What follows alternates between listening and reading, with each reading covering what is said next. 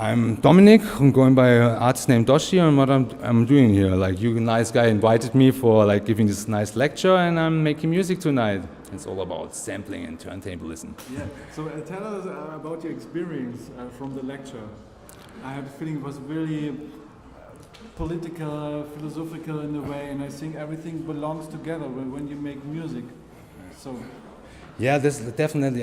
This was my first ever lecture, but I'm also a teacher, so like it was like I wasn't really nervous, but it was my first lecture, and the content of the lecture is basically all my experience from 17 years combined to a solution to today.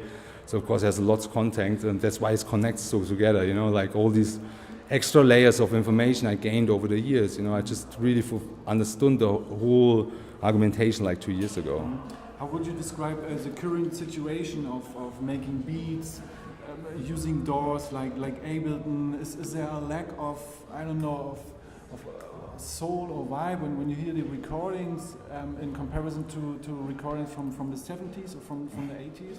So I would say like definitely for bass and also grime and dubstep is slightly different because these genres are also born into the digital area. So it means like most of the tunes all written digitally on Ableton. So it doesn't give the thing, but like old bass music from the 80s, like Miami bass and all this electro stuff, I think right now in bass music, most people haven't really got the inspiration to go back to hardware stuff. But I think that's going to be the tomorrow bass music. Pretty sure it's going to be really a Miami bass orientated, more half step, fresh, analog sound like it was in the 80s. And then it gets slightly over. So that's what I realized. And I think that already people doing it, and then lots of producers, they are now really famous and they cannot adapt these techniques because you have to do it live, they will disappear, which always happens, you know. People disappear and new artists will come. What type of gear do you use at the moment? Sorry? What type of gear, what type of technology, samplers and stuff? So like I'm a big fan of EMU. Like I have like 2 EMU samplers at home. They're called like ESI32. They are super cheap on eBay for $80 or $100, and they come with sound libraries with old floppy disks, and they are packed with like super good sound. So I use this, like this is my favorite thing. Then I have a Roland Juno, of course. I have my drum machines, like I love Roland, like old Roland, like I have a 707, a 505, then I have the Innovation Drum Station, which is like a clone of the 909 808, the analog clone, and then I have the Waldorf bass station.